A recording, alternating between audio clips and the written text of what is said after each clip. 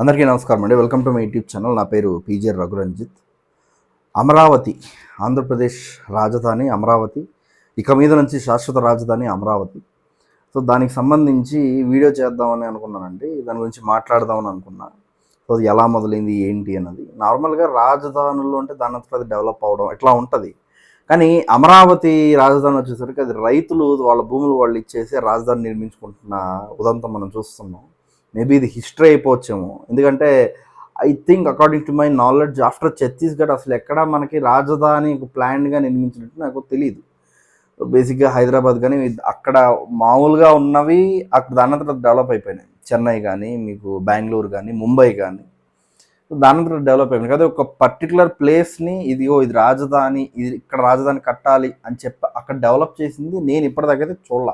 After Chhattisgarh Andhra Pradesh మొట్టమొదటిసారి చూస్తున్నా. So దానికి సంబంధించి మనం మాట్లాడే ప్రయత్నం చేద్దాం. Let's go head. సో అమరావతికి సంబంధించి 2014లో మన రాష్ట్ర ప్రభుత్వం నారా చంద్రబాబు నాయుడు గారు ముఖ్యమంత్రిగా ఉన్నప్పుడు ఆ నిర్ణయం తీసుకోవడం జరిగింది. అప్పటి ప్రతిపక్ష నేత మాజీ ముఖ్యమంత్రి వర్యులు శ్రీ వైఎస్ జగన్మోహన్ రెడ్డి గారు ఆమోదం తెలిపారు. అసెంబ్లీ సాక్షిగా ఆమోదం తెలిపారు. తర్వాత అమరావతిలో నార్మల్గా టెంపరీ బిల్డింగ్స్ అని కట్టడం, తర్వాత సెక్రటేరియట్ కట్టడం, హైకోర్టు కట్టడం అన్నీ జరిగాయి. అసెంబ్లీ కూడా కట్టారు. మొత్తం అక్కడ జరుగుతున్నాయి. ఇది జరిగిన తర్వాత జగన్మోహన్ రెడ్డి గారు అధికారంలోకి వచ్చారు. జగన్మోహన్ రెడ్డి గారు అప్పటిదాకా అక్కడ ఇల్లు కట్టుకున్నా, నేను ఇక్కడే అమరావతి కడతాను ప్రజల్ని నమ్మించి మోసం చేసి గొంతు కోసి, అమరావతి రైతుల గొంతు కోసి సడన్గా మార్చేసి 3 రాజధానుల కాన్సెప్ట్ అని చెప్పారు. హైకోర్టు ముటిక్కోలు వేయడంతో లేదు మేము దీనికన్నా మెరుగైన బిల్లు అని తీసుకొస్తారు. ఆ మెరుగైన బిల్లు వచ్చేలోపు ప్రజలు మేలుకుని ఎక్కడ పెట్టాలో అక్కడ పెట్టారు. జగన్మోహన్ రెడ్డి ఇంటికి పంపించేశారు. బెంగళూరులో వచ్చుకుంటున్నాడు. అమరావతి చరిత్ర అన్నది అది నిజంగా అది హిస్టారికల్ అయిపోద్ది. ఎందుకంటే రైతులు దెబ్బలు తిన్నారు వాళ్ళ పిల్లల భవిష్యత్తు కోసం. సో ఇది హిస్టారికల్ అయిపోద్ది. ఈవెన్ పవన్ కళ్యాణ్ గారు కూడా అమరావతి రైతులను కలవాలంటే జగన్మోహన్ రెడ్డి కలవనిచ్చేవాడు కాదు, కూర్చోబెట్టేసేవాడు, రోడ్ల మీద కూర్చొని పెట్టుకుని అసలు వెళ్ళనిచ్చేవాడు కాదు. అలాంటి పరిస్థితుల నుంచి ఈరోజు అమరావతి మళ్ళీ పుట్టి మళ్ళీ పెరుగుతుంది. అమరావతికి సంబంధించినంత వరకు దాదాపు 57,000 కోట్ల నిధులతో పనులు చేపట్టారండి. అందులో దాదాపు 49,000 కోట్లకు గాను దాదాపు 74 పనులకి శంకుస్థాపన చేశారు ప్రధానమంత్రి నరేంద్ర మోడీ గారు. 5,028 కోట్లతో 9 సెంట్రల్ గవర్నమెంట్ ప్రాజెక్ట్స్ శంకుస్థాపన చేయడం జరిగిందండి. 3,620 కోట్లతో దాదాపు 8 రహదారులు నిర్మించే కార్యక్రమానికి శంకుస్థాపన జరిగిందండి. మొత్తం 3 రైల్వే ప్రాజెక్టులతో కలిపి దాదాపు 57,000+ క్రోర్స్కి అభివృద్ధి కార్యక్రమాలకి ప్రధానమంత్రి నరేంద్ర మోడీ గారు శంకుస్థాపన చేయడం జరిగింది. So Amaravati will be the advanced city అని చెప్పి చంద్రబాబు నాయుడు గారు చెప్పడం, దాదాపు 30% వరకు మేము అక్కడ గ్రీనరీ ఉండేలాగా మేము ప్లాన్ చేస్తాం అమరావతి రాజధానిని, అందులోనూ వాటర్ ట్యాక్సీ, ఎంఆర్టీ ఇట్లాంటి అడ్వాన్స్డ్ టెక్నాలజీతో మేము అక్కడ డెవలప్ చేస్తాం క్యాపిటల్ సిటీని అని చెప్పి చంద్రబాబు నాయుడు గారు చాలా స్ట్రాంగ్గా ఉన్నారండి. అండ్ మీరు అనొచ్చు, అన్న ఏంటి 57,000 కోట్లు అప్పు అంటున్నాం ఎవడు కడతాడన్నా అని మీరు అనొచ్చు. కానీ దీనికి సంబంధించి ప్రభుత్వం చాలా చాలా చాలా స్పష్టంగా ఉంది. మనకి పొంగూరు నారాయణ గారు, మంత్రి పొంగూరు నారాయణ గారు మొన్న ప్రెస్ మీట్లో మాట్లాడుతూ ఒక మాట అన్నారు. 34,000 ఎకరాలు కదా అవి.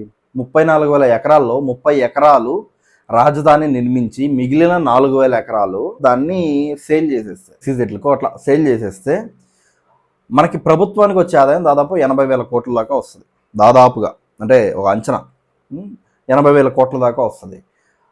వాళ్ళు డే 1 నుంచి ఇదే చెప్తున్నారు, సెల్ఫ్ సస్టైన్డ్ సిటీ అది. మీరు ఎవరు రాష్ట్ర ప్రజలు ₹1 కట్టాల్సిన పని లేదు. Self sustained capital city, self sustained capital city ఇదే చెప్తూ వస్తున్నారు. డే 1 నుంచి ఇదే చెప్తూ వస్తున్నారు. ఇది కాకుండా మనకి అమరావతికి సంబంధించి దాదాపు 9 ఎకనామిక్ సిటీస్ వస్తాయి. Electronics, finance, government, health, justice, knowledge, media, sports and tourism. So ఈ 9 సిటీస్ వస్తాయి. And quantum valley IT park వస్తుంది అక్కడ. సో ఇవన్నీ ఏంటంటే ఇన్ఫ్రాస్ట్రక్చర్ డెవలప్ చేయడం. సో దీని ద్వారా మనకి డబ్బులు వస్తాయి. సో బేసిక్గా జగన్మోహన్ రెడ్డి గారు అనే వ్యక్తికి ఈ నాలెడ్జ్ ఉండదు. బాగా గుర్తుంది, ఆయన పేరు కాళహస్తి ఎక్స్ఎమ్మెల్యే బిఎఫ్ మధుసూదన్ రెడ్డి గారు. బిఎఫ్ మధుసూదన్ రెడ్డి గారు అన్నారు, రాజధాని కూడు పెడుతుందా, రాజధాని ఎవరికన్నా అన్నం పెట్టుద్దా అని ఆయన ప్రశ్నించారు కదా. So I have an answer for that. అడగాలి కదా, రాజధాని ఒక రాజధాని కూడి పెట్టేస్తుందా? రాజధాని కూడి పెడుతుంది నీక సార్. బిఎఫ్ మధుసూదన్ రెడ్డి గారు మీలాగా ఆలోచించే మీ వైఎస్ఆర్ కాంగ్రెస్ పార్టీ కార్యకర్తలకు చెప్తున్నాను అన్నమాట. కన్స్ట్రక్షన్ సెక్టార్లో దాదాపు 4.5 లక్షల ఉద్యోగాలు వస్తాయి. అది కడుతున్నప్పుడు, కన్స్ట్రక్షన్ జరుగుతున్నప్పుడు 4,50,000 ఉద్యోగాలు వస్తాయి. ఎవరికి? ఈ సివిల్ ఇంజనీర్స్కి, ఆర్కిటెక్ట్స్కి, ఇంటీరియర్ వగైరా వగైరా చాలామంది ఉన్నారు. వీళ్ళకి 4.5 లక్షల ఉద్యోగాలు వస్తాయి. కన్స్ట్రక్షన్ జరిగిన తర్వాత దాదాపు 50,000 ఉద్యోగాలు వస్తాయి with respect to real estate లాంటి జాబ్స్. తర్వాత IT and business services build ఫేస్లో కడుతున్నప్పుడు దాదాపుగా 10,000 ఉద్యోగాలు వస్తాయి. కట్టిన తర్వాత టెక్ జాబ్స్ కానీ, బీపీఓ కానీ, వాయిస్ సపోర్ట్ కానీ, నాన్ వాయిస్ సపోర్ట్ లక్షకు 1,00,000+ జాబ్స్ వస్తాయి. ఎడ్యుకేషన్ సెక్టర్లో అది స్టార్టింగ్ స్టేజ్లో 25,000 ఉద్యోగాలు వస్తాయి. కట్టిన తర్వాత దాదాపు 20,000 ఉద్యోగాలు వస్తాయి. అందులో రీసెర్చ్ అండ్ డెవలప్మెంట్ డిపార్ట్మెంట్కి సంబంధించిన జాబ్స్ కూడా వస్తాయి. అది అడిషనల్గా యాడ్ చేయలేదు నేను, అది అడిషనల్గా యాడ్ చేయాలి. హెల్త్ కేర్కి సంబంధించినంత వరకు స్టార్టింగ్లో 5,000 ఉద్యోగాలు వస్తాయి. మీకు అంటే అప్కమింగ్ డేస్లో దాదాపు 30,000 ఉద్యోగాలు వస్తాయి విత్ రెస్పెక్ట్ టు టూరిజం కూడా.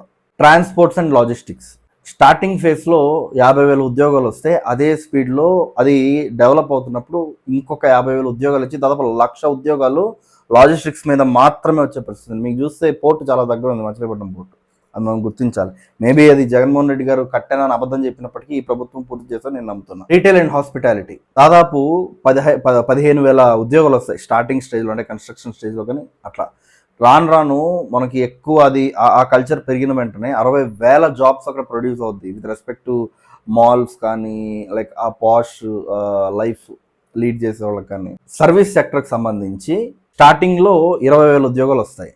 తర్వాత కొన్ని రోజులకి 1,00,000 ఉద్యోగాలు ఎక్కడ?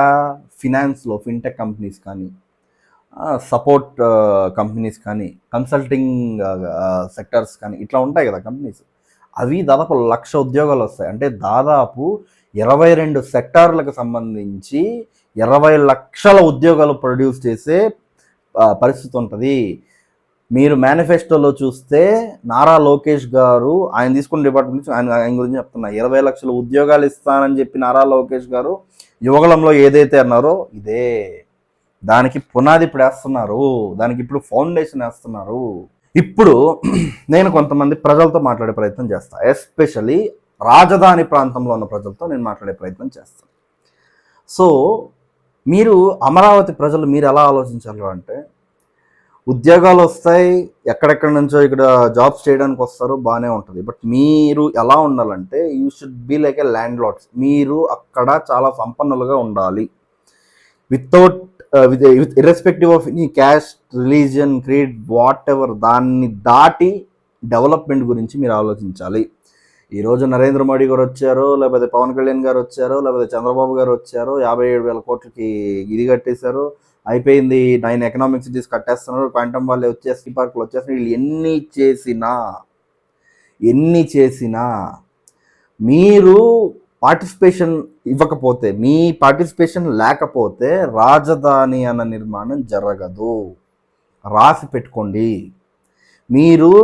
మీకు మన దేశంలో తెలిసిన 10 రాజధానుల పేర్లు చెప్పండి. బెంగళూరు, చెన్నై, హైదరాబాద్, ముంబై, గుజరాత్లో గాంధీనగర్, రాజస్థాన్లో జైపూర్, అయిపోయింది 7. జార్ఖండ్ రాజధాని తెలుసా మీకు? ఒరిస్సా రాజధాని పెద్ద ఫేమస్, భువనేశ్వర్ చాలామందికి తెలిసి ఉంటుంది, పెద్ద ఫేమస్, అది అందరికీ తెలిసిన రాజధాని అది.